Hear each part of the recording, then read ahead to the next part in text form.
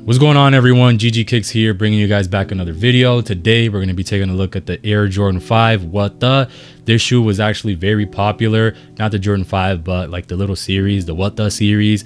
I'll put some of the popular sneakers right here that have released before, the Kobe's, LeBrons, you name it.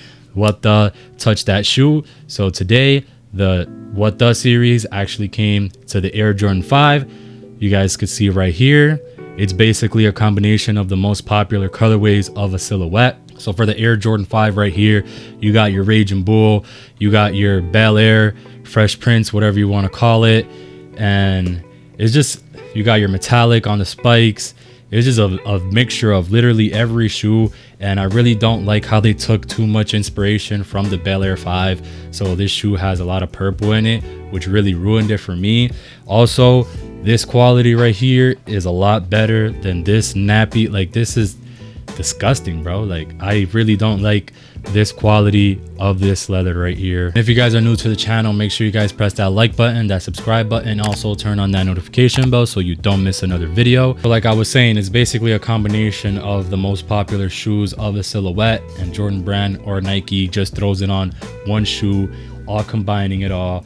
And it's usually like a very dope concept, but for these, I feel like they missed it by a long shot. The glue job on this pair specifically isn't as good either. I'll show you guys that in a second.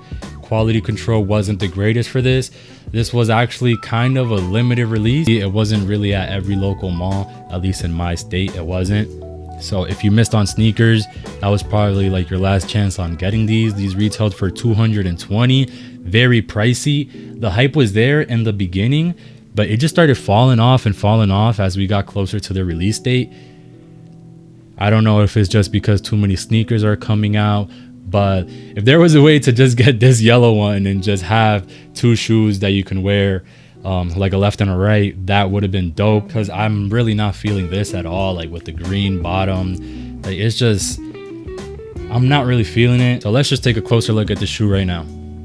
Taking a look at the size tag on the box, Air Jordan 5 Retro SE, Varsity Maize Solo Orange, Maize, there's just a bunch of colors. These are definitely the What Does. The paper on the inside for the men's size, for the adult size, is different from the paper on the GS size. This just has speckles on it. The GS size paper is only black. All right, guys, so starting off with the left shoe of the pair, you guys can obviously already tell that the Raging Bull upper, the quality on this is not that great. You guys could probably already see, it looks very dry, kind of reminiscent of the Raging Bull, but it's like more soft. This is very rough. This is very rough suede on here. So that's a minus for this shoe, and that's why I didn't pick this up for personal. Just pick some up to resell, because I really don't like the material used on this one. On this one, amazing, immaculate, I love it. But this left pair right here, not a fan of. So you got your Raging Bull all over the upper. You got your Shanghai stamp on the side here where the 23 would be. You got your Quai 54 midsole and outsole with your hints of metallic as well. But the Quai 54 also has this, so it's either or, I guess. And then inside of the lining here, you got your Bel Air lining. Also not a fan of this. Doesn't make sense why they would put it on this side when it would look so much better on this, but whatever. The tongue, green bean tongue, if you guys know that. I would also be putting pictures up all over the screen for you guys so you guys can see what I'm talking about. So yeah, this shoe literally killed the whole release for me. Really not a fan of these, but these right here, man, I love it. Very soft suede on here. There are some glue stains and some factory flaws on this pair. I have GS sizes to show you. The GS of this is even worse. Like, you could already see, like, this is already like, it looks like this has been worn already. Like, the quality on this one is not that great at all. Like, it's not even like, it looks like they didn't even try, man. So $220 for this, like, no, the quality is trash. It's even worse on the GS size, but with Jordan is always like that. The GS always gets screwed with lower quality. You guys can already see glue stains on there as well. So like I was saying, on the right side of the shoe is your Tokyo. This also has some glue stains and a factory flaw right there. The softness of this suede, I love it.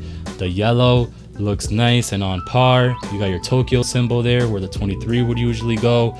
You got your Bel Air outsole as well. Not a fan of this decision. Why would they put this outsole on here?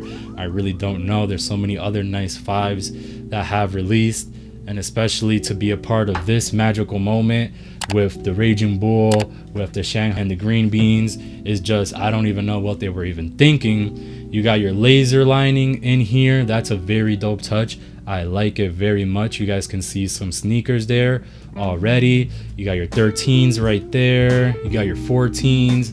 So it has basically a bunch of retros in here as well. You got your Air Jordan 3 right there.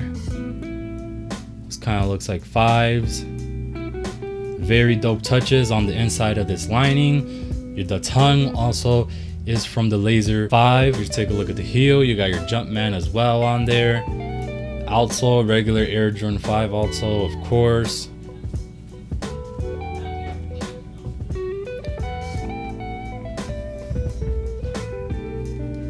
The GS version of the right pair looks kind of better. Don't really see that much flaws on it. Oh, right there, another glue pocket. Yeah, this is straight from DTLR. You guys can see, picked a couple of these up. Tongue is also 3M. But let me know what you guys think of this shoe in the comment section below. Did they do good with this quality, or are you guys upset that they're charging $220 for men's size and $180 for GS size? Like, is this acceptable from Nike? The Air Jordan 4 came with a bunch of problems if you had early access on them. There was a lot of tongue bleeding and all that. So you guys let me know if these are worth it, if you scooped these up, if you took a L, if you took a dub. I would like to know. Interact with me, please, on the comment section below. All right, guys, so my final thoughts on this shoe. I'm gonna have to give this a 7 out of 10. The delivery and execution was not there. I feel like they literally missed the head on these. It wasn't really executed properly like I would have liked to see on the 5, because the Air Jordan 5 has a lot of dope colorways. So the fact that they went with the Bel Air ones, like the recent one, not even like the grapes, like the recent one is just beyond me. I really don't know what was going on through Jordan brand. Maybe because they just made a lot of these, like the Bel Airs literally kept restocking week after week after week after week after week. So I guess they had a bunch of soles laying around and they made a whole bunch that they just snapped it on this. That's literally like the only thing I could think of. And if you guys made it this far into the video, I want to thank you guys so much for watching. And if you haven't already, please press that like button, that subscribe button, and also turn on that notification bell so you don't miss another video. You know the vibe. See you guys in the next one.